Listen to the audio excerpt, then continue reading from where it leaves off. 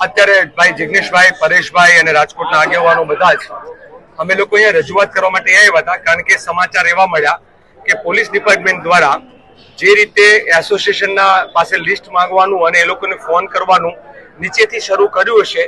અત્યારે કમિશનરશ્રીને કહેવા મુજબ એમની પાસે એની જાણકારી નથી, પરંતુ એમણે ખાતરી આપી છે કે અમારે જેને જે કહેવાનું છે એ તાત્કાલિક કહીશું. અમે કોઈ પણ જગ્યાએ આ પ્રકારે અમે બધી રજૂઆત કરી. શરૂઆતમાં થોડી સ્વાભાવિક, આપ બી સમજો છો કે એમની પોતાની એક જવાબદારીના ભાગરૂપે એમણે જે કહેવાનું એમણે કહ્યું. અમારું બહુ જ ક્લિયર આ વખતે લાઈન છે કે સંપૂર્ણ પ્રોટેસ્ટ જે છે એ સ્વયંભૂ રાજકોટ બંધનો કોલ છે. સ્વૈચ્છિક રીતે રાજકોટના વેપારીઓ, દુકાનદારો, શાળાના સંચાલકો આ બધા રાજકોટ બંધ રાખવા છે. આવતીકાલનો દિવસ છે એ માનવતાના ધોરણે રાજકોટને બંધ રાખવાનો આ કાર્યક્રમ છે. એટલે આમાં પોલીસ તંત્ર અને કોંગ્રેસના કાર્યકર્તાઓ સામસામા આવે અને આખી જે મૂળ વાત જે છે ન્યાયની લડાઈ, આ ન્યાયની લડાઈ જે છે એ રાજ્ય સત્તા સામેની છે કે રાજ્ય સત્તા જેને છાવરે છે, આપણા રાજ્યના શાસકો જેને છાવરે છે એ ન છાવરે એના માટેની આ લડાઈ છે, પીડિતોના ન્યાયની લડાઈ છે.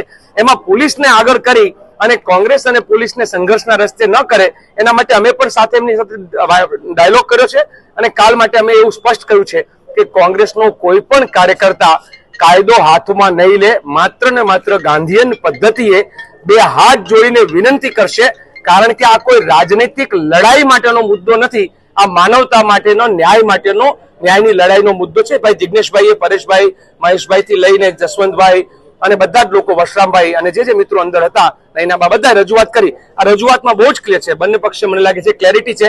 આપણે આશા રાખીએ કે કાલનું રાજકોટ બંધ એ શાંતિપૂર્ણ હોય.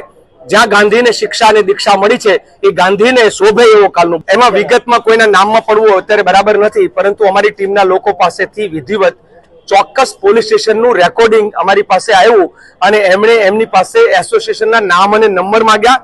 એમાંથી એક એસોસિએશનના પ્રમુખને એમણે ફોન કર્યો. એ રેકોર્ડિંગ અમારી પાસે છે અને માટે અમારે અત્યારે અચાનક જ કોંગ્રેસના કાર્યકર્તાઓની સર્કિટ હાઉસમાં માન્ય પ્રમુખશ્રી એક બહુ જ શિસ્તબદ્ધ આખી શિબિર જેવું કે કઈ રીતે પ્રોટેસ્ટ કરશું આની વાત કરતા હતા. ત્યાં પછી જિગ્નેશભાઈ પાસે માહિતી આવી, મહેશભાઈ પાસે આવી, અન્ય પાસે આવી, એટલે તરત જ નક્કી કર્યું તો પછી આપણે કમિશનર કચેરી જઈએ ને રજૂઆત કરીએ.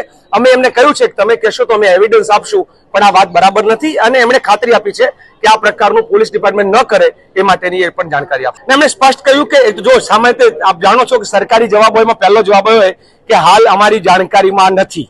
એટલે એ પહેલી લીટી તો એ કોઈ પણ બોલે ને આપણે માની લઈએ છીએ કે આવું સરકારમાંથી બોલવામાં આવે, પરંતુ એમણે ખાતરી આપી છે કે તમે અમને વિગત આપો, અમે કહેશું અને એમને પોતાના ડિપાર્ટમેન્ટના લોકોને નીચે પણ કહેશે અને કે તમે કાયદો હાથમાં નથી લેતા. એમણે બી તપાસ કરી. અમે પૂછ્યું કે અમે આટલા દિવસથી પત્રિકા વહેંચીએ છીએ, ક્યાંય અમારી ભાષામાં ક્યાંય ભૂલ છે કે અમારી વિનંતી કરીએ છીએ? એટલે એ લોકોને ખબર છે કે ના, તમે સંપૂર્ણ શાંતિની પદ્ધતિથી આખા પ્રોટેસ્ટની તૈયારી કરી રહ્યા છો, પત્રિકાઓ વહેંચો છો, એટલે અમને તમારી સામે કોઈ એવી ફરિયાદ અત્યારે છે જ નહીં. તમે કાયદો હાથમાં ન લ્યો તો અમારે આમાં કશું એવું કોઈ કાયદો હાથમાં. અને મને લાગે છે કોંગ્રેસ પક્ષ છે, અમે કોંગ્રેસી છીએ, ગાંધીયન છીએ, એટલે અમે કાયદો હાથમાં લેવાના બદલે માત્ર વિનંતી કરતા રહેશું.